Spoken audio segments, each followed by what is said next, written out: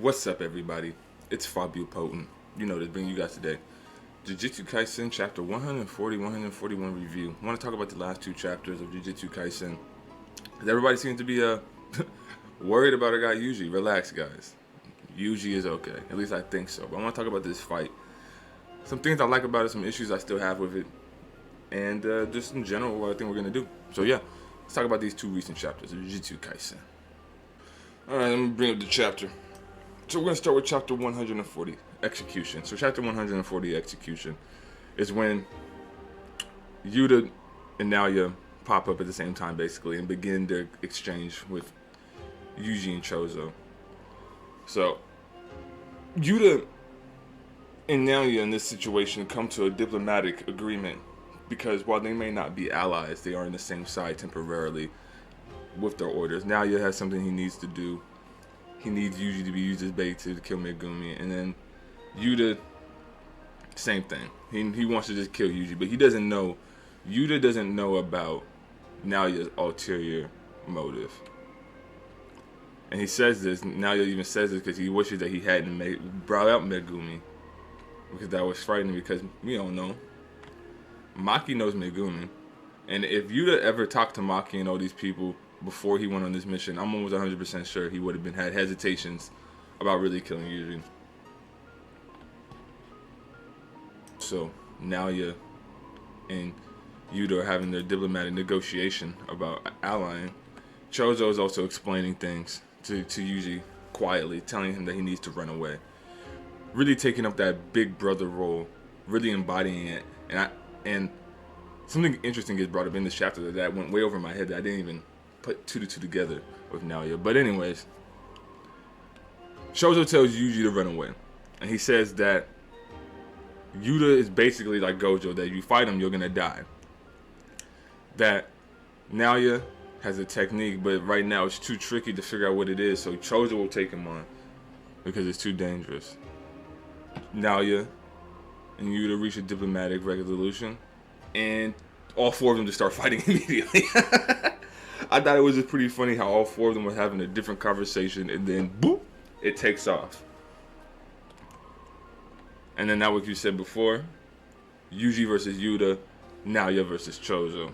Now Naoya, he says something pretty interesting here. He says that was blood manipulation, right? I don't know why you have that, but other than piercing blood, it's not that frightening. In order to use blood piercing, you need convergence, which requires charging up. Now, the part I'm interested in when he says, I don't know why you have that, but I didn't even think about it because I'm just such a fucking idiot. I didn't think about it sooner. Because it don't make sense now. Because Noritoshi Kamo, or the descendant, the original, we know that he was also in the same clan as Homeboy from the Goodwill event that used blood techniques and all that shit. I didn't even realize that because I'm such a fucking idiot. There's so much in Kaisen, but that all comes back right here. I'm such an idiot. We should have known the moment. I should have realized. I just completely forgot about the fact that, yes, Choso has that power from that family because of Noritoshi Kamo, which means that he's likely related to the younger version too, in a distant sense. And Naoya recognizes that.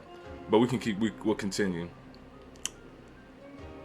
So Naoya confident. He's like, you're gonna die. Choso, nah. And how do I think Choso's like, you think you're gonna get out of here after hurting my little brother? How do I think this fight's gonna end? I don't think either of them are gonna win or lose. I think, well, I'll say that for why in the next chapter. So we'll keep going. Chapter 140.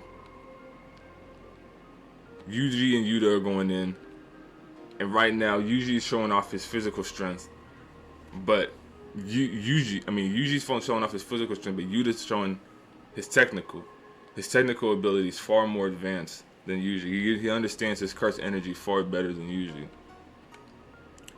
Yuji compliments his immense amount of cursed energy. Yuji says his whole body, including his katana, is constantly surging with cursed energy. The problem isn't about reading his moves, as every attack can be decisive and he can restrict all damage to a minimum. Then he remembers Nanamin's words. You got it from here. Sorry, but I can't die just yet. So Yuta is clearly outclassing Yuji. And it's shown next chapter. Yuta's in a different class. Yuji's not ready. And I'm glad he took a hard L here. Yuji takes hard L's.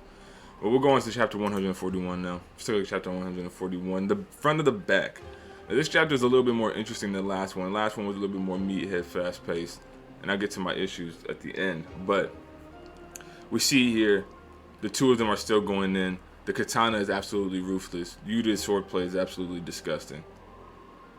Yuji showing his smarts, you know, doing his mobility, his athleticism, and his high IQ for thinking on his feet. Saw a UAV, saw can't even talk. An SUV. He saw an SUV. Assuming that it had a combat knife in it. I don't know how lucky this nigga is to find a He found a combat knife in an abandoned SUV. But it's just a regular blade. There's no way it stands a chance. But he still uses it to parry him. Tries to use the knife, but it's just not good enough. And he remembers back to Gojo teaching him about the weapons and how it's only for an emergency. And he comments, I haven't learned this yet.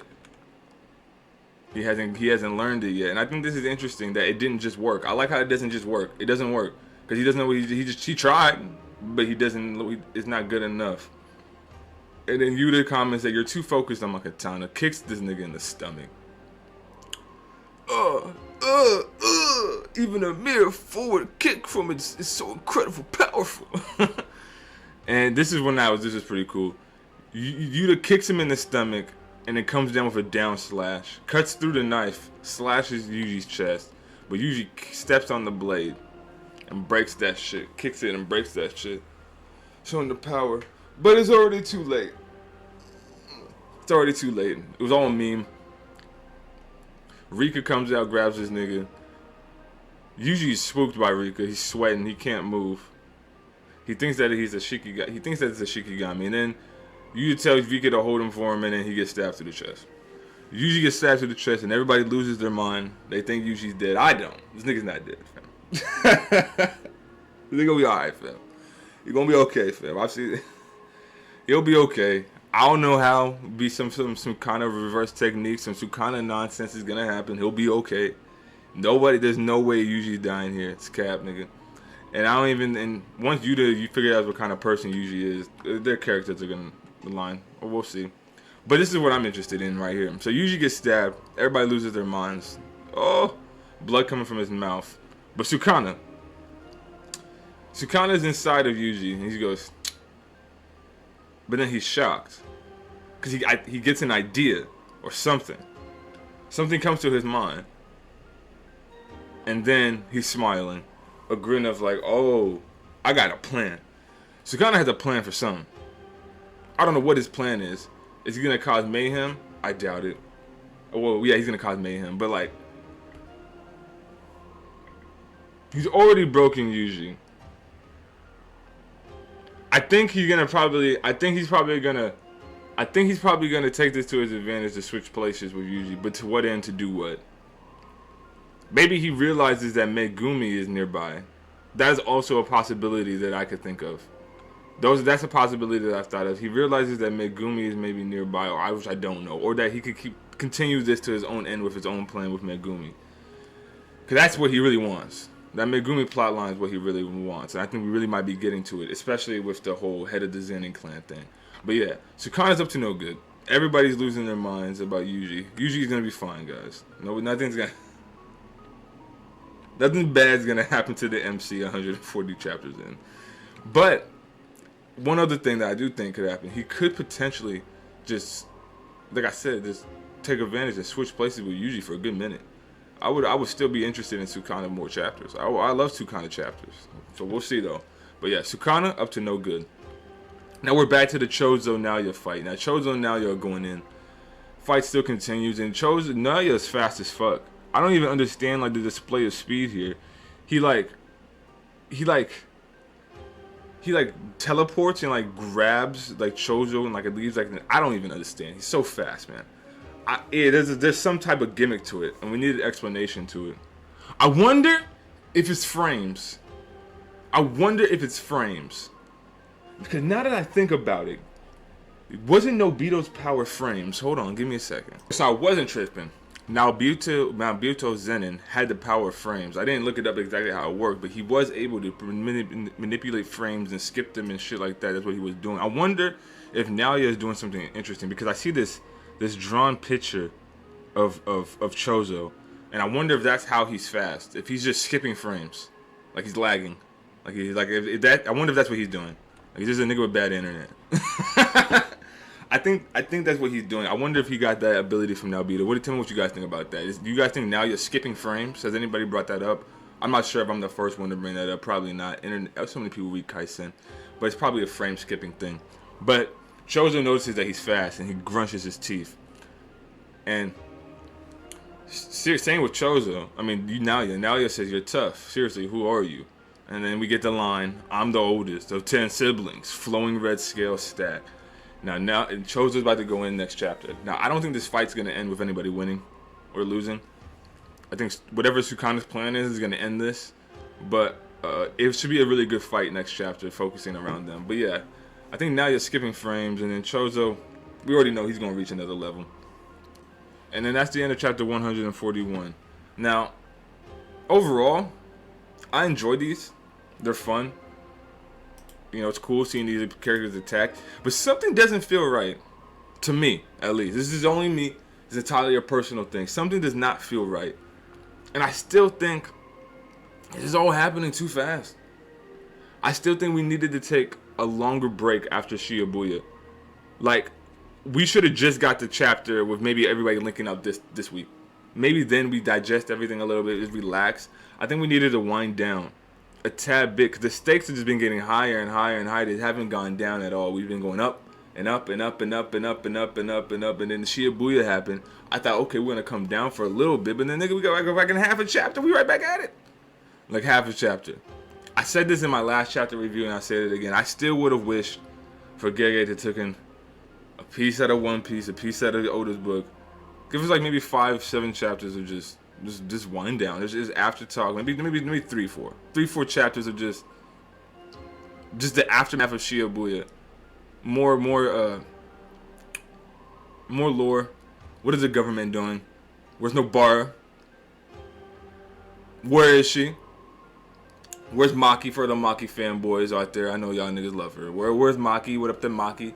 You know, where's the Megumi at? He's on the streets looking for Yuji. Like, there's a whole bunch of things that I wish we would have just slowed down a little bit for, because this is hard for me. I don't know why. As good as this is and as cool as it is, I have a hard time getting hyped for it, because I think we just needed a little bit more of a relaxing after Shibuya. Because like, goddamn, man, I get his Yuta and shit, but I just saw this nigga fight Mahito, the real villain. I just saw him fight Mahito, nigga, for like 20 chapters. Like, that was hype, and he had real smoke. So it's like, you know, I think we needed to chill just a little bit. That's just entirely me.